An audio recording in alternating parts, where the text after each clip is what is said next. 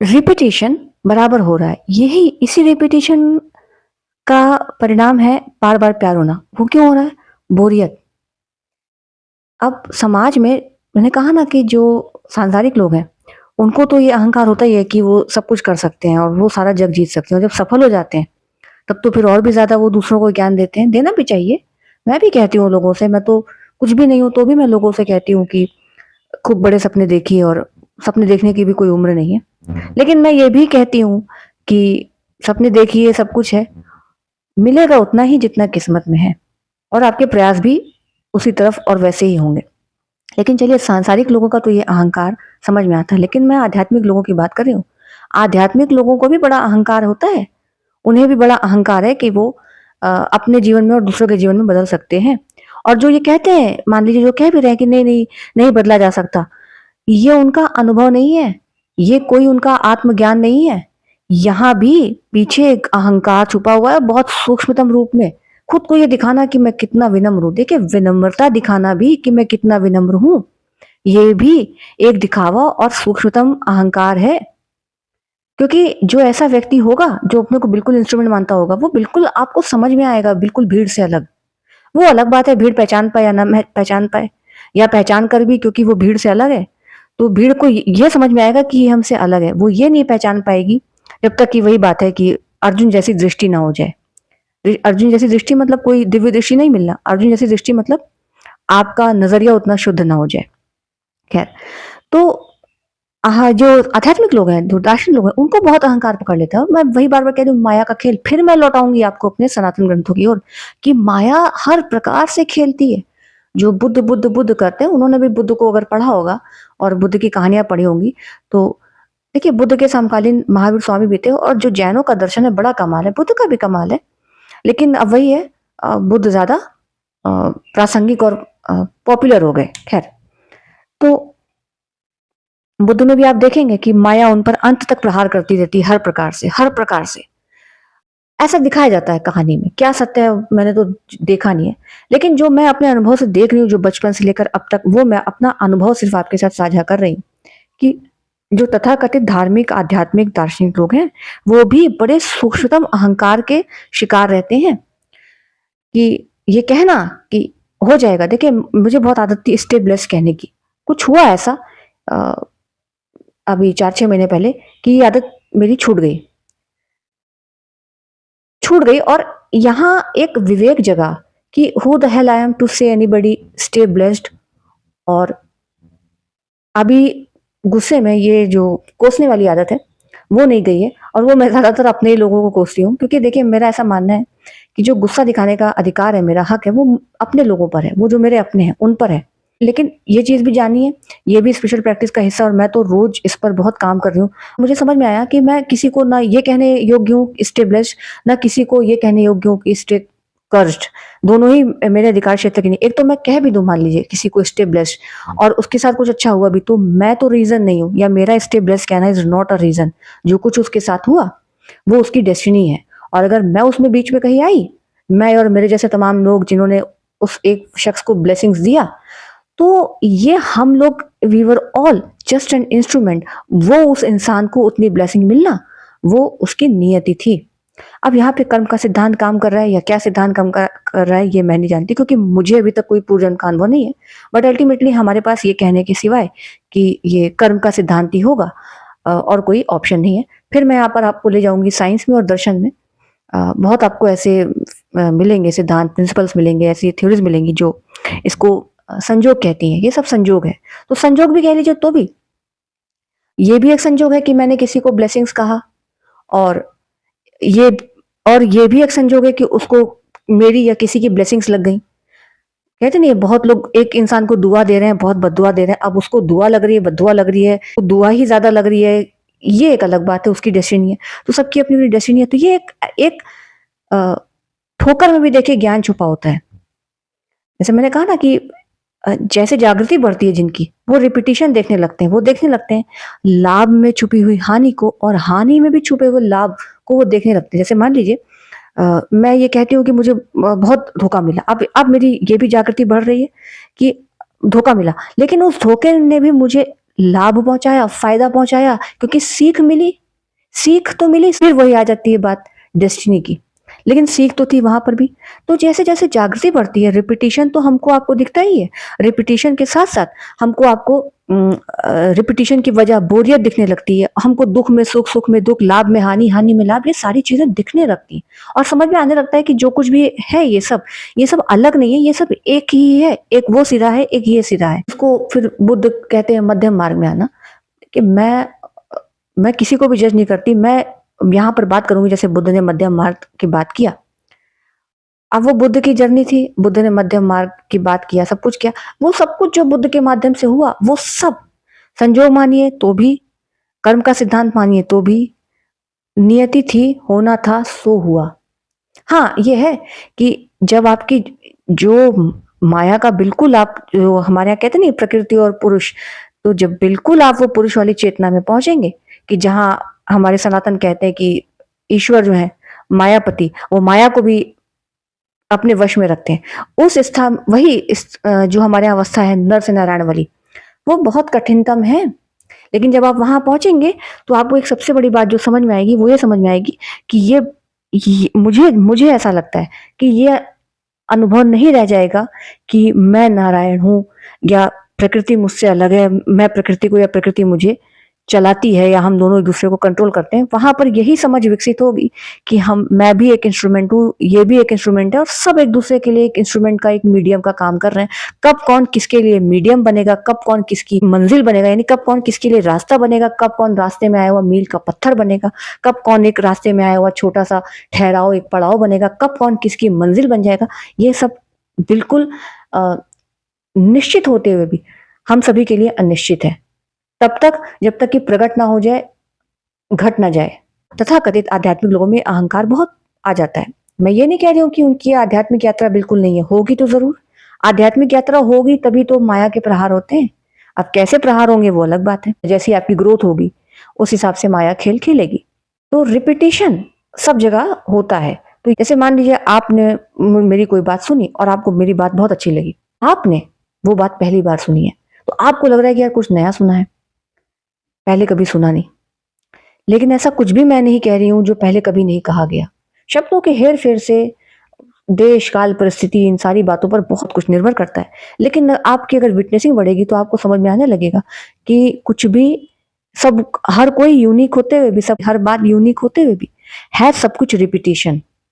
लेकिन माया का खेल ऐसा है कि हमको आपको इस रिपीटिशन में आनंद आता है। अगर नहीं आएगा रिपीटिशन में आनंद, तो फिर या तो आप पागल हो जाएंगे, डिप्रेशन में चले जाएंगे। ज्यादातर लोग तो डिप्रेशन में चले जाते हैं। और ऐसा कुछ भी और ऐसा कोई भी नहीं है कि कोई भी ये कह सके कि ये सारा ज्ञान पहली बार इनसे प्रकट हुआ है।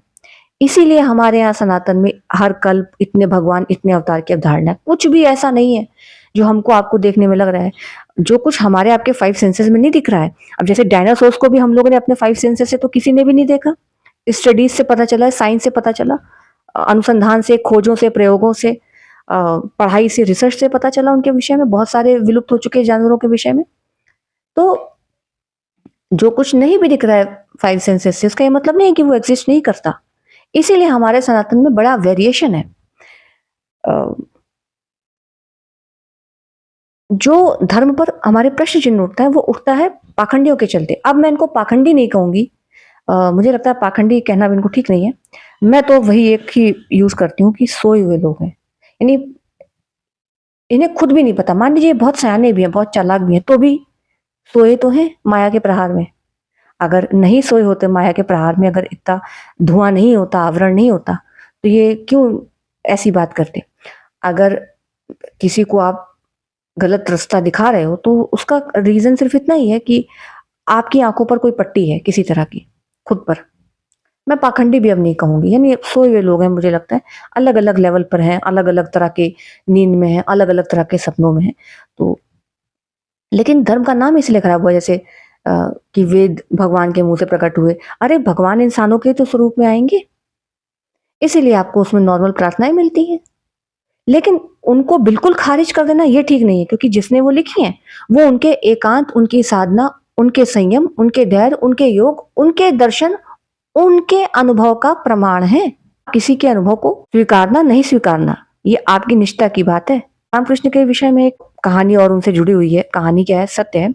तोतापुरी की, तोतापुरी ध्यानी थे और तोतापुरी ने सारे प्रयास कर डाले रामकृष्ण का काली पर से ध्यान हटाकर उनको ध्यान योग में लाने का, नहीं हुआ। और कहानी ऐसा कहती है, अब ये हो सकता है सच में हुआ हो या हो सकता है कि काली और रामकृष्ण की महत्ता सिद्ध करने के लिए उनके समर्थकों ने ऐसा किया हो कि तोतापुरी को काली दिखने लग गई, लेकिन रामकृष्ण के ध्यान से काली नहीं गई। तोतापुरी ने हार मान लिया।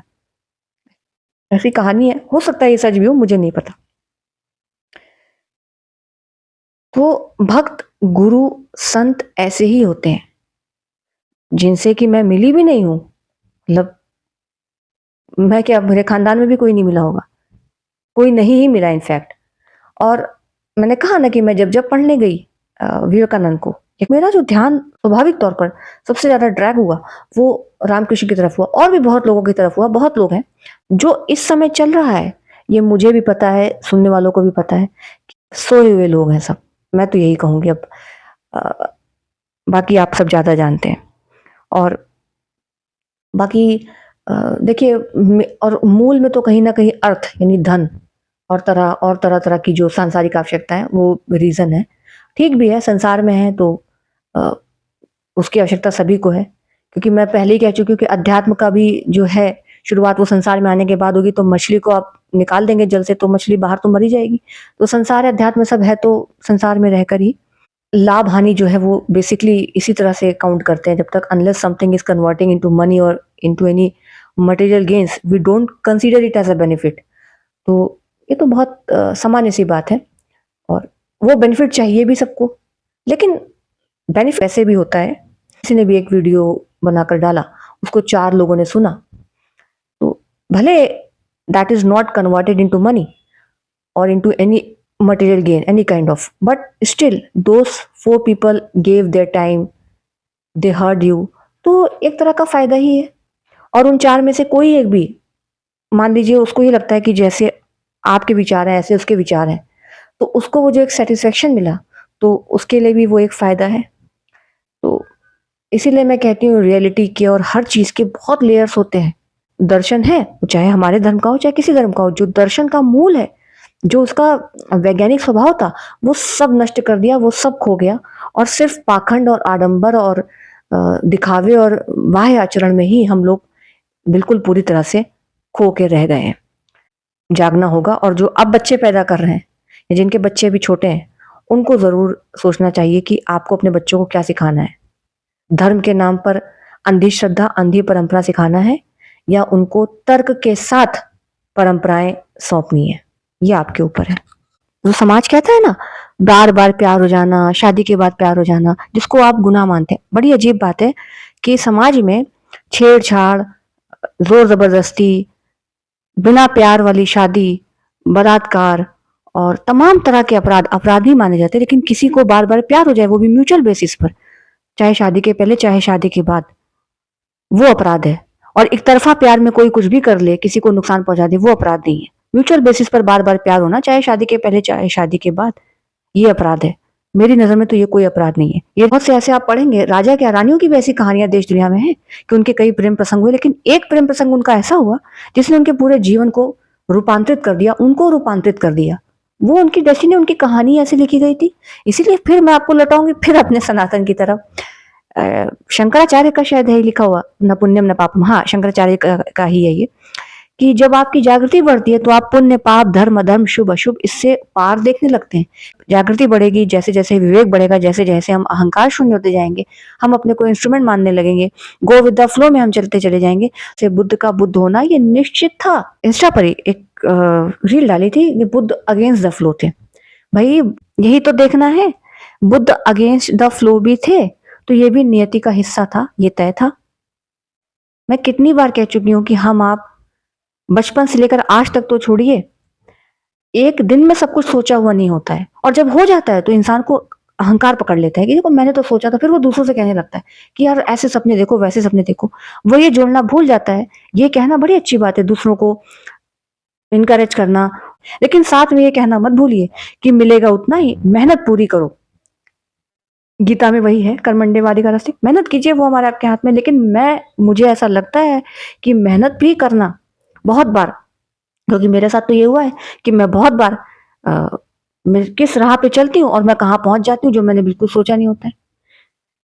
जैसे कि मैं जब बहुत ज़्यादा तो वैसे भी मैंने कहा मैं बचपन से बहुत रैट रेस में इंटरेस्ट नहीं लेती थी। बहुत जब मैं बहुत ज़्यादा संसार की सोचती भी हूँ, तो अपने आप कुछ ऐसा होता है कि मुझे धक्का लग संसार में ही, लेकिन जो सांसारिक वाली राह है, उस लेन से हटकर मैं अध्यात्म और दर्शन वाले में मुझे अपने आप में पहुँच जाती हूँ। ये घमंड आध्यात्मिक लोगों को और पकड़ लेता है, तथाकथित आध्यात्मिक लोगों को, और उनके फिर चेले और बिगाड़ देते हैं कि जी सोचने नहीं होगा हमारे आपके सोचने से, मेरे आपके सोचने से कुछ भी नहीं होता।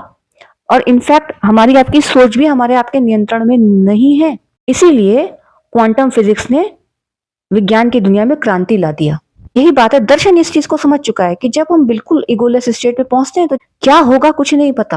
सांसारिक लोग तो फिर भी जो बिल्कुल संसार की ही इच्छा में है, जो बिल्कुल पंच विकारों के अधीन है, जो हमारे तंत्र कहता है कि इन पंच विकारों की यात्रा करके चलो, तो सांसारिक व्यक्ति अपने आप नेचुरल उन्हीं पंच विकारों की यात्रा करके चलता है। और जो अध्यात्म के नाम पर तंत्र में जाते हैं, वो भी इन्हीं पंच विकारों में से किसी एक में, किसी दो में या पांचों में ही उलझ कर रह जाते हैं।